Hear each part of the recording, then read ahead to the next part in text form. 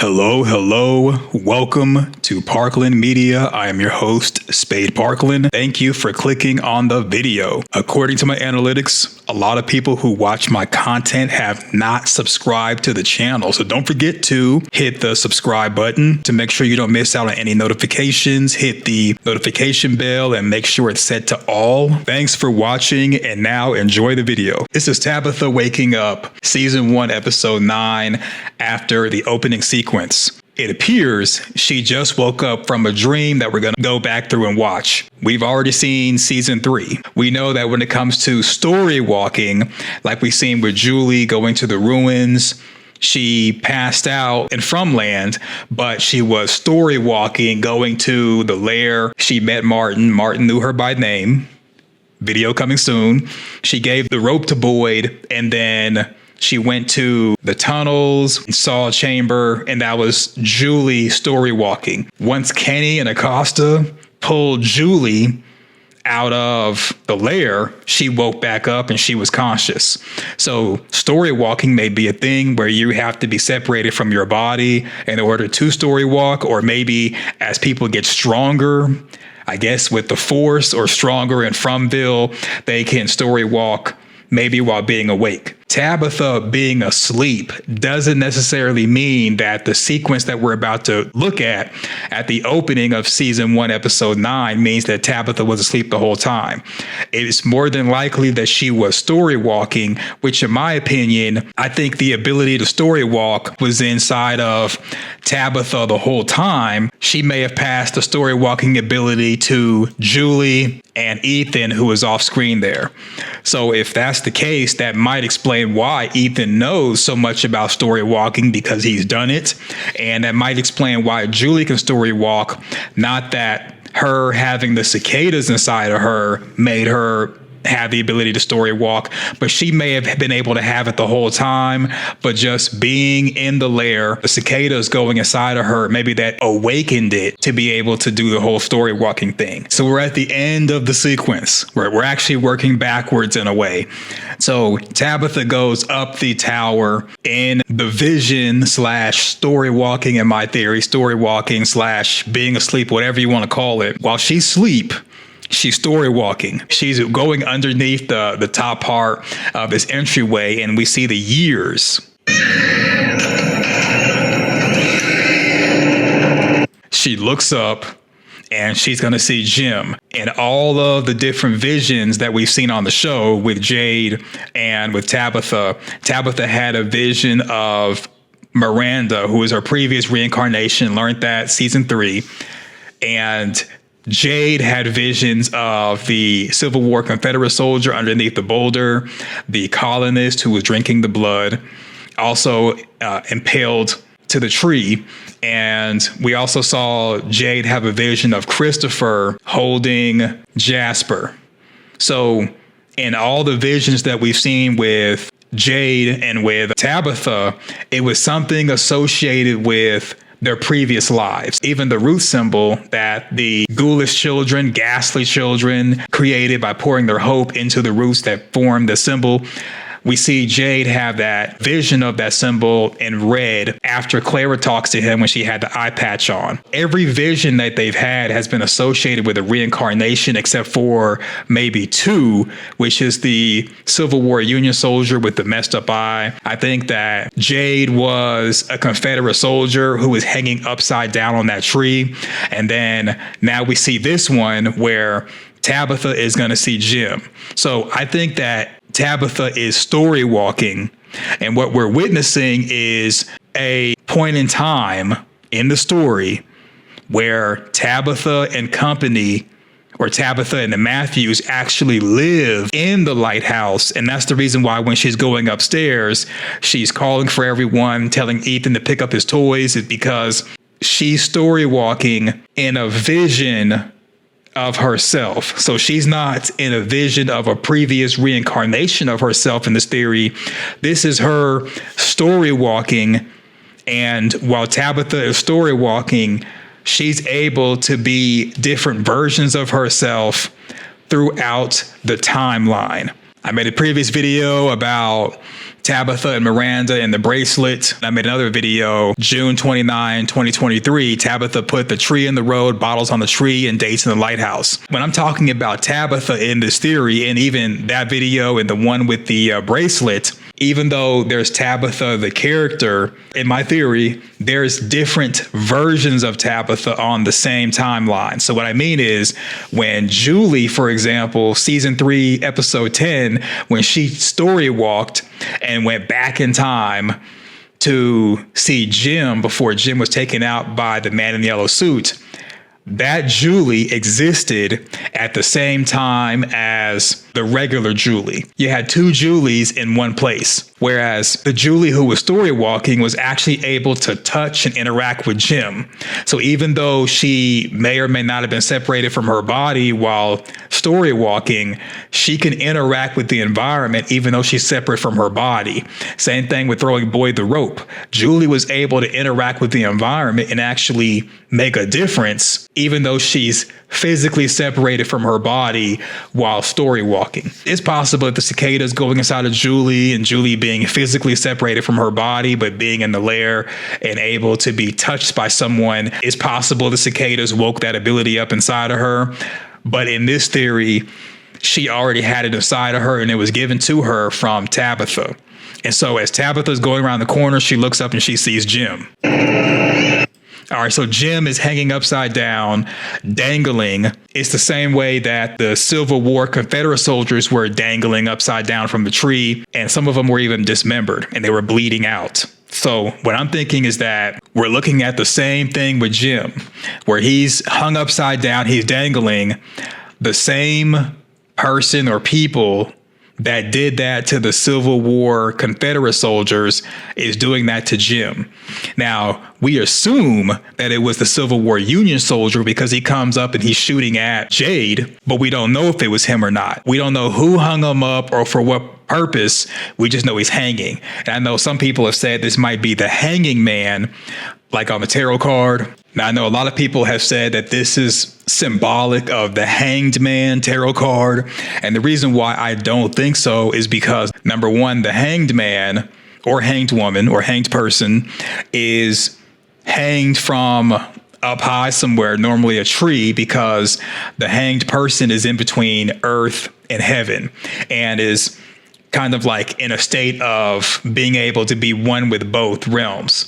And being upside down is to see the world in a different point of view that's opposite from conventional means.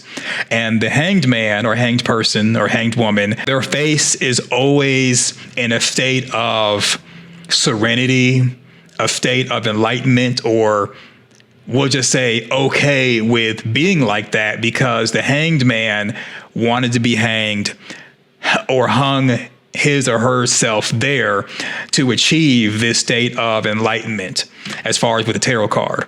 And just to kind of read the card specifically, this card tells us everything about what has to be and cannot be avoided. It represents rather dark, negative, unpleasant life experiences for the ego, such as chores, obligations, sadness, illness. Our ego is suffering if this card appears in a reading. The Hanged Man speaks of a life experience that teaches us not to be selfish. So there's different meanings for it. There's different meanings, and the one that I got on screen, this is what this means. But usually the Hanged Man is about seeing the world from a different point of view, and you even have the image of enlightenment surrounding the head. And normally when you see Jesus, when depicted in imagery, Jesus is also enlightened, a state of nirvana, having all knowledge. You could even say the third eye is open. You'll see that type of aura around the head, which symbolizes enlightenment and just having peace. So the hanged man wants to be hanged. It's not against his or her will, and that's my point. Now, again, some people might say, well, no, the hanged man means this or that to me, and I think Jim is being the hanged man. And so when going further into the sequence, when Tabitha comes up the steps, we see Jim in this suspended, hanging upside down position. He's just hanging there. He's dangling. But when you push play, I'm not going to push play, I'm going to show you screenshots, Jim wakes up and is yelling. So Jim didn't want to be there. Somebody put him there and he seems to be upset. He looks upset to me. This is a different Jim than the Tabitha that we're seeing going up the lighthouse. When Tabitha is coming up the steps in the sequence and she's telling Ethan to pick up his toys, knocks over the bottle and says, hey, can someone get that? She's going up the tower and it appears that she's at home. Why would Ethan have his toys there if they're not living there or frequenting there a lot? Hearing the baby crying and the phone ringing signifies that Tabitha is experiencing different things throughout her timeline at once. It's not just this not being her Jim. This is her Jim possibly from a different timeline if things happened differently. As in, if Jim would have never figured out the music notes on the faraway tree, they would have kept on living in Fromville, and eventually they would have went back to the tower. Because season 2, the boy in white pushed Tabitha out the tower. The entire season 3, they didn't go back to the tower. They didn't go back through the tree. The boy in white never said anything to Tabitha when Tabitha came back. I mean, the guy is rude. He didn't say anything. He could have appeared out of nowhere and been like, hey, thanks for taking care of that. And while you were out there in the regular world, I appreciate that. Cool. No, he only appeared to Victor. If it wasn't for Jim, in my opinion, solving the music note mystery, having the Ankui, I think that they would have navigated and traveled to the lighthouse and would have been living there. Tabitha may have brought her whole family with her instead of just leaving them behind like she did before to explore in another possible timeline. So Jim being upside down was hung by whoever hung the Silver War soldiers upside down, and it may be some type of ritual, and maybe this is how Jim died originally, was by being hung upside down and somebody taking out his neck. This Tabitha definitely didn't do the thing, but when Jim comes to, he's angry. He's yelling. He's reaching for her. And as the sequence goes, it appears that he's spun around and he's now reaching for Tabitha to grab him, as in he wants her to save him. I think what's going to happen is season 4, Julie and Tabitha are going to find out that Jim is deceased. Julie's going to tell Tabitha about story walking. Tabitha's going to remember the dream that she's had on the tower, and she's going to be thinking, you know what? I think this story walking ability can be used to save your father. And I think this is what this symbolizes, that the Jim that we're seeing in this sequence is who they're going to end up getting and being able to pull him. And this is going to be a stretch. It's going to be a yoga stretch, but they may end up being able to pull him possibly from a different timeline into the normal continuity. Now, here's the reason why I say that. So at the beginning of this, Tabitha's digging. Now, we know at the end of the sequence before season 1, episode 9 starts that she wakes up in her bed. Okay, so it's like, oh, this is probably a dream or a vision. No, I think that we're looking at different Tabithas, like I said in the previous video, and here's why. So this is Tabitha. She was digging in the basement. She goes up the steps. Going up the steps in the basement, still going up the steps in the basement. Now she's walking up the steps of the tower. This is Tabitha, the same character, but she is story walking the whole sequence. The same way Julie story walked in season 3, and she was able to throw Boyd the rope. She went outside the chamber where, in my opinion, in my theory, that the ghoulish children, ghastly children were being sacrificed. She was even navigating the tunnels, and she yelled for her mom. And her mom hearing her, Tabitha hearing her, is what prompted Tabitha, after Victor freaked out while supposed to be leading her. Julie yelling for Tabitha is what made Tabitha go right in a different direction than what Victor was taking her for them to escape the cave. So in another timeline, with Julie not story walking, in my theory, Victor took Tabitha where they were supposed to go. The main timeline, or the main story, they didn't go where Victor was supposed to take them. according to the boy in white's plan. They went in a different direction. And I think that's why the boy in white told Sarah, which Sarah told Boyd, that the boy in white wants to help them but doesn't know how, because the boy in white, in my opinion, he's in the future with the German Shepherds. He can see possible futures. And every time either he story walks or someone else story walks, they change stuff from what he's planning to do, what he's seeing that can be done. So they go from the designed path to the desired path. So right now, Tabitha's going up the steps of the lighthouse. She's story walking in this theory.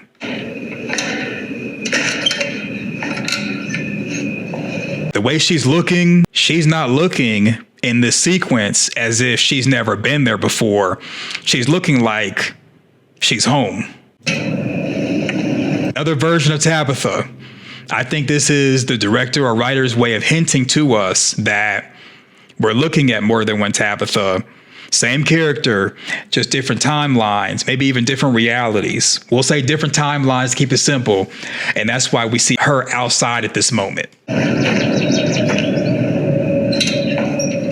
She's continuing to go upstairs. She's continuing to go up the steps. And now we see another Tabitha, same character, different timeline, outside looking around, looking crazy.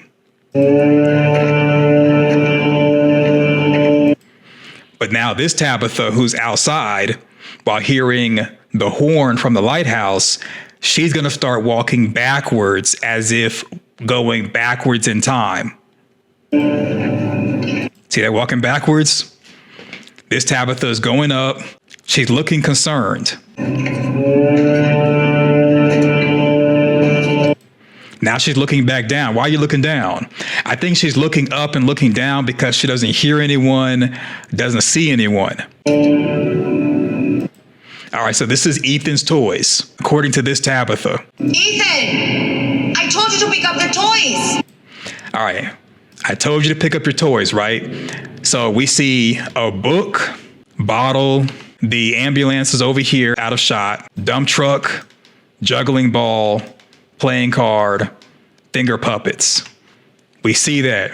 Now watch this.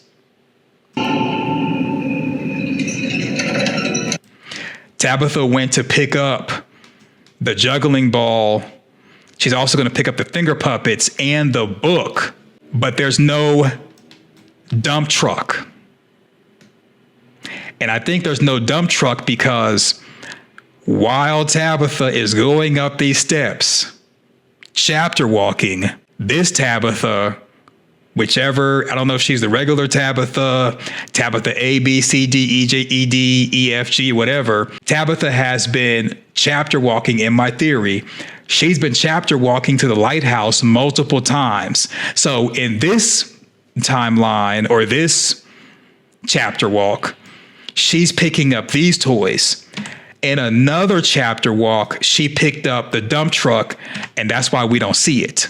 So we don't see it because, like, right when she went to go pick up the toys, the dump truck was picked up by another Tabitha. Not a continuity issue, not a production issue, but another Tabitha has done the same thing or doing the same thing at the same time and picked up the dump truck, upset with Ethan, saying, pick up your toys. The same way how the boy in white pops in and pops out, no noise, no portal, just does it.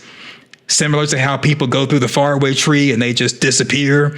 That's what's going on with this chapter walking with Tabitha. Another Tabitha picked up the dump truck, or it could have been Ethan story walking and picking up the dump truck. In this theory, I'm going with Tabitha picked up the dump truck. Remember, she picked up the finger puppets, the juggling ball, and the book. All right, she just picked them up. She's going up the steps. Now, she knocked over the bottle. She yells down, can somebody get that? As if they live there, they're comfortable. Well, we'll just say they're there a lot. To be fair, instead of saying they live there, they're comfortable there. They're there a lot. For her to just say, hey, can somebody pick that up? Goes all the way down. Can somebody grab that, please?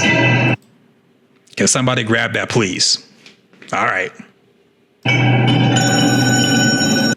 Now she's hearing the phone ring. She's confused as to why she's hearing the phone ring, but she's hearing the phone ring because she is hearing sounds that she's heard from a previous part of her timeline. So the same way she's going to go up the steps and see Jim from another part of the timeline, she's also hearing the phone and the baby crying from another part of the timeline.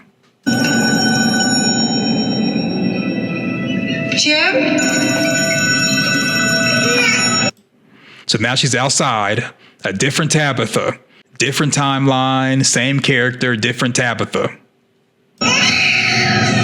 And so when I keep saying different Tabitha, but same character, it's equivalent to, I want to use the reference, The Chilling Adventure of Sabrina, but a lot of you all may have not seen that show. So no spoiler alerts for Sabrina, but, well, okay, a spoiler alert. If you haven't seen it by now on Netflix, you're not going to see it. But basically, Sabrina learned how to time travel, and Sabrina got trapped inside of this coffin, and then like two other Sabrinas from other parts of the timeline met face to face, and they both existed at the same time, whereas one's from like the present, one's from the future, a little bit farther in the future, like a minute or two, or maybe an hour, and they just met up and decided to coexist with each other in town.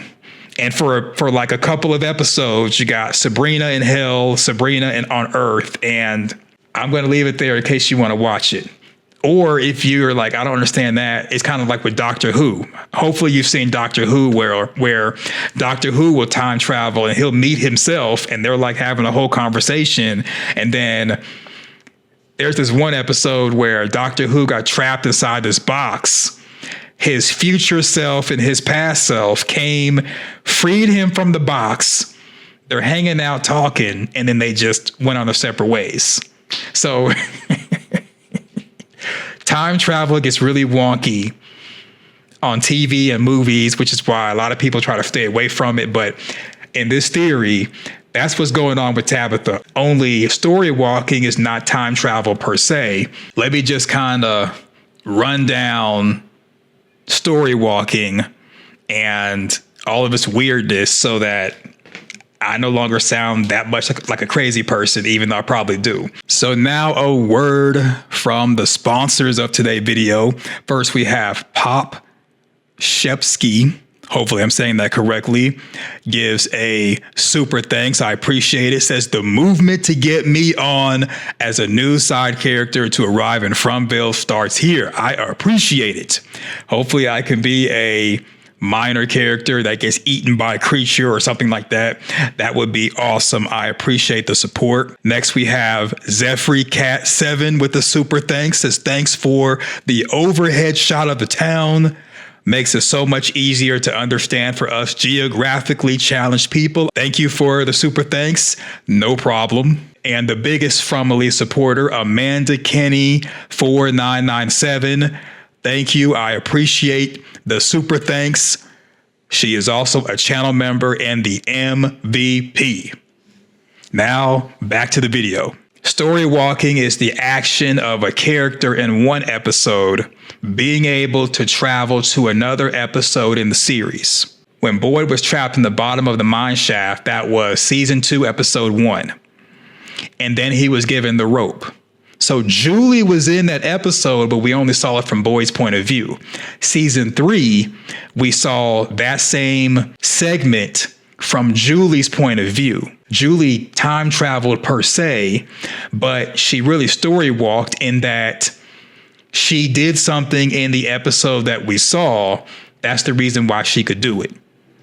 So, like Ethan said, when something has been written, it can't be changed. When we see story walking happening from the future, whatever happens can happen. So because Julie did not save Jim in the episode of season 3, episode 10, Jim can't be saved. You had your one shot. Julie came from further in the series. She didn't get it done. So Jim is gone. There's no getting Jim. So story walking, again, in this theory, is the action of a character in one episode being able to travel to another episode in the series. And once we see the episode in its entirety, there's no changing it. Now, if a character is in the episode and we just didn't see that character, that's different. Story walking is basically just Deus Ex Machina, which is like a way of saying that there is no solution, but we're going to just create one to give an out, or to help Boyd escape from the mine shaft, to help Neo defeat Smith, to create peace between the machines and the humans. That's story walking. And again, if an episode has aired, we have already seen the effect or outcome, and we'll see the cause later, meaning that we're going to see future Julie attempt to save Jim season 4 or 5, and then we'll see more interaction between her and the man in the yellow suit. They first hinted at the idea of time travel with the idea of Tabitha making a bracelet from the bootstrap of Jim's father's boots. So they were really on the nose with the idea of a bootstrap paradox. A paradox is a statement or situation that seems to contradict itself, but may actually be true. Just like this whole video is a stretch, it's a yoga stretch. It's contradicting itself, but it may actually be true because of time travel. So the bootstrap paradox, the time travel paradox, where an event or object in the future travels back in time and becomes a cause for its own existence, creating a circular, self-sustaining loop with no clear origin. The bracelet made out of Jim's father's bootstrap. They kind of explained it away. Oh, well, Tabitha remembers who she came from, and Miranda made it, so she made it. She kept making the bracelet. That kind of makes sense, but not really. But that's kind of like their way of having a bootstrap paradox, but giving the origin that there really is no clear origin except for themselves. So in a way, it kind of is an answer. But then it's like, okay, did Miranda make it incorrectly the first time? Did Tabitha make it incorrectly the first time? Then Miranda saw it in a vision? Who made the bracelet, quote unquote, incorrectly the first time to make Tabitha incorrectly make it and Miranda incorrectly make it? There's no origin, and that's why it's a bootstrap paradox, because somehow someone else gave them the idea for this bad bracelet. They're all making bad bracelets. Nobody knows who made it. And it's like the meme of Spider-Man where 3 Spider-Men are all pointing to each other, and it's just a circular thing. Not the kids, there's something wrong. All right, check the kids, something's wrong. So we're hearing a baby crying, which is Thomas. Tabitha should know that Thomas is deceased.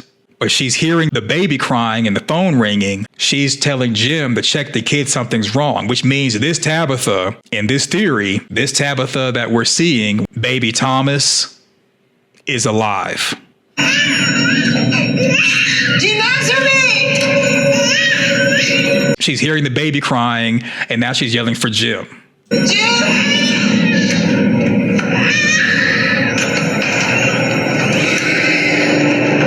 All right, so now she sees Jim. This Tabitha is calling for her Jim, but the Jim hanging up is a different Jim altogether.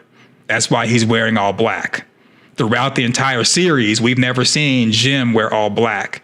No one's worn all black. And yet, we get a Jim in all black. Now, you can say that maybe he has on a blue shirt that's been buttoned up. Maybe these are jeans and you can't see what he's wearing because it's dark. I'm thinking that he's wearing all black. As you get closer to him, it just appears that he's wearing at least a dark shirt that's probably black, and whatever he's wearing under has got to be black as well, or at least dark. It's got to be black. I think it's black. It looks black to me. Maybe you all might be like, no, it's really dark blue. He's wearing dark colors. Jim doesn't wear dark on dark. This is season 1, episode 1. Jim is wearing a dark color shirt, but then he's wearing a gray undershirt. Same thing for season 1, episode 2. Dark shirt that I think is black, and he's wearing kind of like a gray undershirt.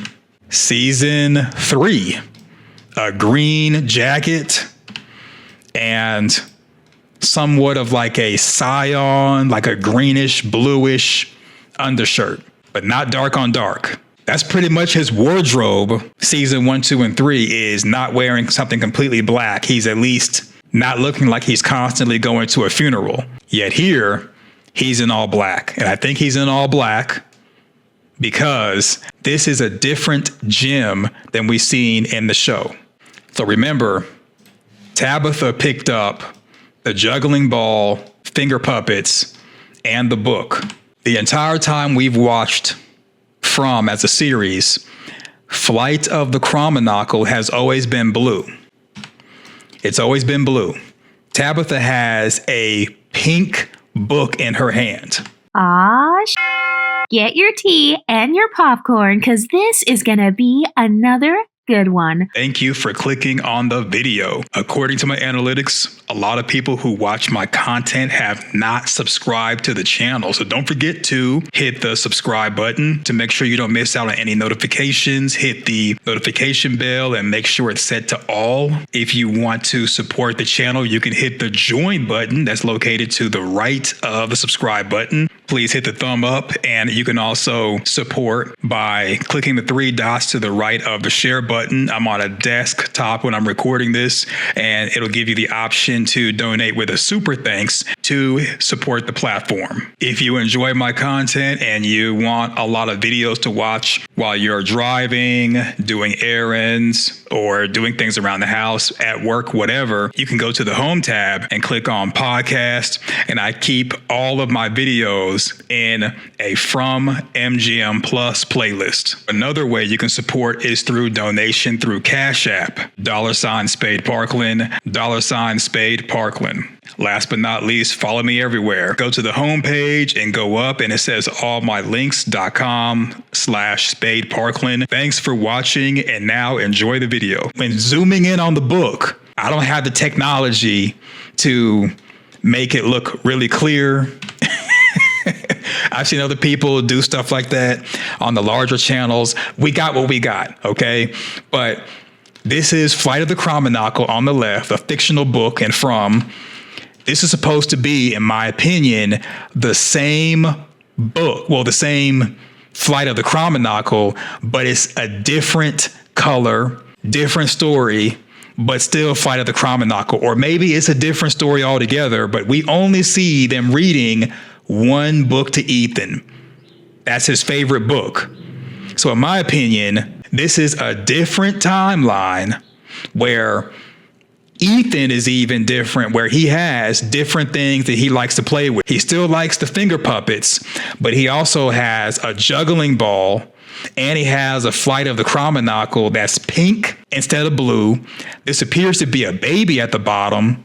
Maybe it's like a different type of story. Maybe it's the same story, just reversed. But in this theory, instead of getting the Ethan that likes this version of the book, we have a different Ethan, different timeline, who likes this version of the book, and Tabitha picks it up. I know this is kind of long, just stay with me. The upper right, this is season 2, episode 10 up here. This is season 1, episode 9. So remember that Tabitha went around. She picked up the juggling ball, finger puppets, and the book. When she physically goes to the Lighthouse, episode 10, we don't see the book, the finger puppet, or the juggling ball. The dump truck was missing when she started picking up toys. The dump truck is there. The ambulance is in a different position, and then there's more cars, and some of them are face up. I'm thinking that this is the regular Tabitha, and the Tabitha that we're seeing in this sequence is story walking. It's a different Tabitha with different things happening, and I believe that Tabitha was story walking, maybe Ethan. They picked up the dump truck, that's why we don't see it, but we see them again in season 2, episode 10, because this is a different timeline that happened because different things took place to change the trajectory of what we're seeing with this Tabitha and the gem that's hanging upside down. The lighthouse is the central focal point for all timelines, which is why it's important. The light on the top of the lighthouse is not for boats or ships or people at sea, but people who are navigating the sea of time where the waves are cause and effect. And that's why we're seeing the dump truck, same dump truck here, because remember, this is season 1 before Tabitha went through the basement and Victor was taking her in a particular direction. Victor got scared by Jasper. Jasper being placed there changed the plan the boy in white had, probably changed what the boy in white was trying to create in his future.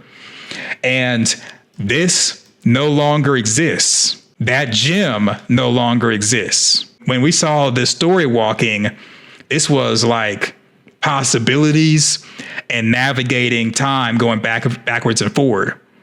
So now, because of Jasper, Victor being scared, and Tabitha going the way, in my theory, that Julie called her to go by yelling "Mom" during season 3, that caused this reality or this timeline to manifest. Now they're on a desired path versus the designed path here and possibly with Jim. I know I said and Ethan said that once something has been written, it can't be changed.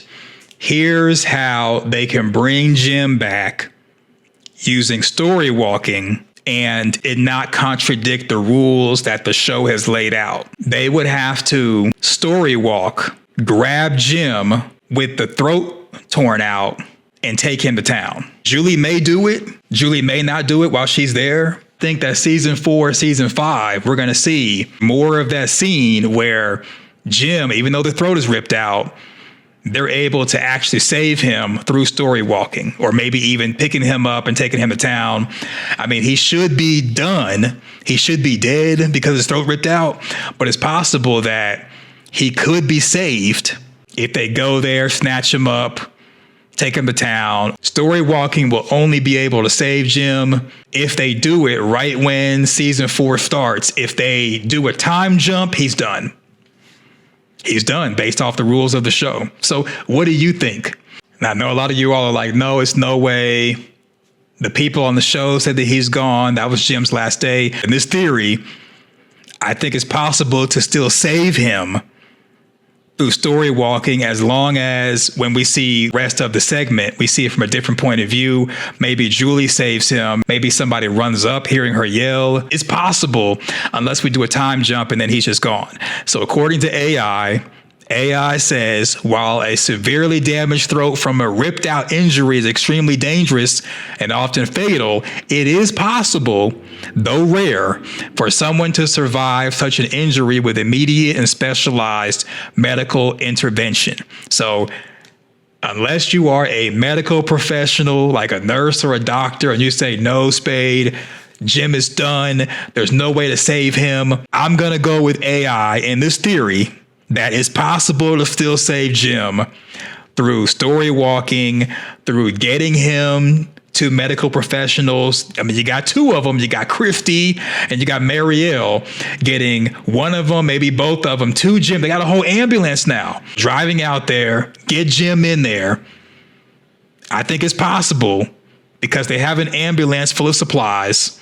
They have Marielle, they have Christy. They got a story walking Julie. Maybe Julie will interact with her younger self.